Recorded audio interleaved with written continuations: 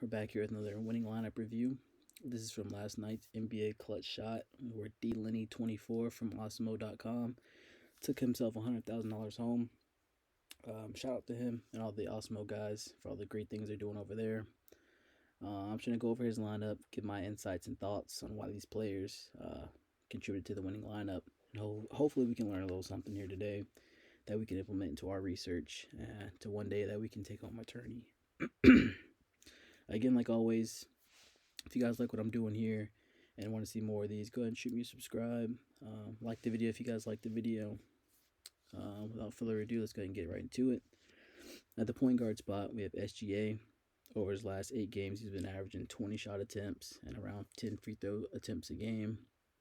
That gives him a solid real life scoring floor. And over that time period as well, he's been averaging around 50 FanDuel points a game, which is getting solid production. Coming to the game environment featured the second highest game total on the slate and the tightest spread in the slate as well, which is very, very important formula for our point guards. Typically leads to a great fantasy scoring output.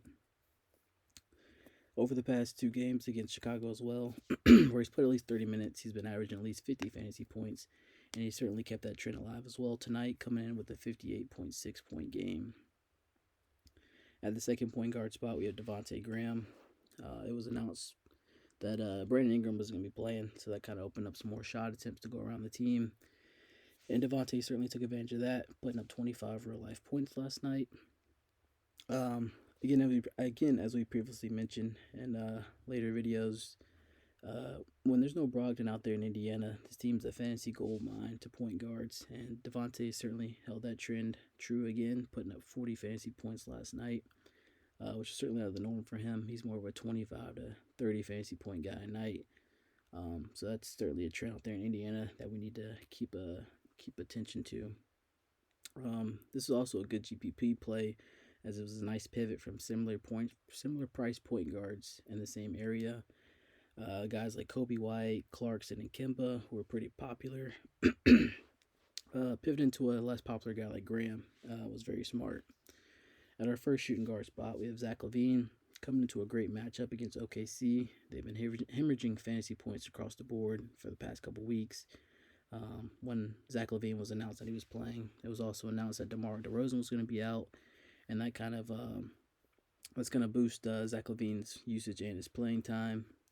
I believe after the game had started, when news was starting to break that Kobe White was not going to be starting as well, so that kind of left Zach Levine as the de facto point guard and primary ball handler. And over the past couple weeks, OKC's been again a fantasy gold mine to point guards.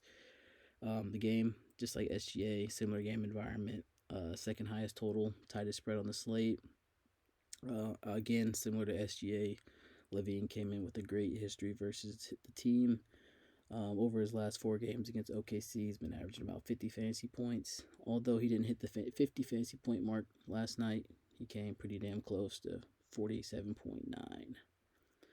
Next shooting guard spot, we got RJ Barrett. Over his last 10 to 15 games, he's been averaging around 15 plus shots a game with at least 35 minutes played.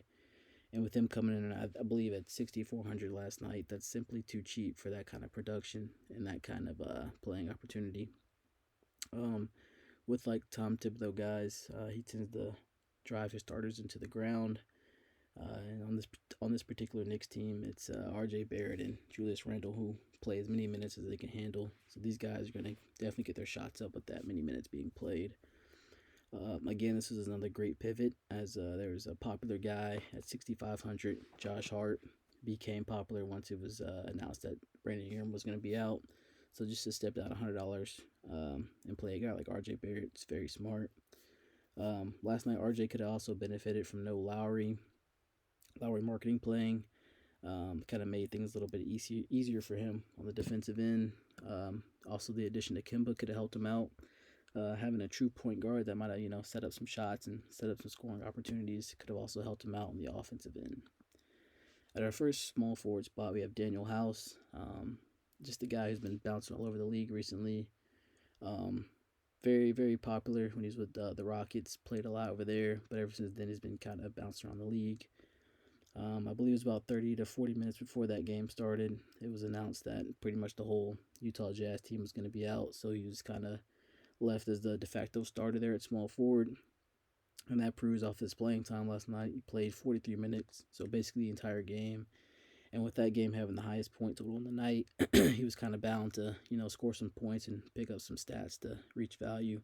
And he certainly did and exceeded that, going over 10 times value here at a great 1.7% ownership rate. Next up, the other small forward spot, another cheap guy, Nikhil Alexander-Walker. Again, no Brandon Ingram, so that kind of opened up more shots to go around the offense and kind of opened up some more playing time for Nikhil here. Simply priced far too low for that kind of increase in playing time and usage. I believe he was 3,800, 3,900, somewhere around there. Again, similar to the Devante Graham, with Indiana having all their bigs out, they're kind of just a terrible defensive team, just hemorrhaging fantasy points all over the place.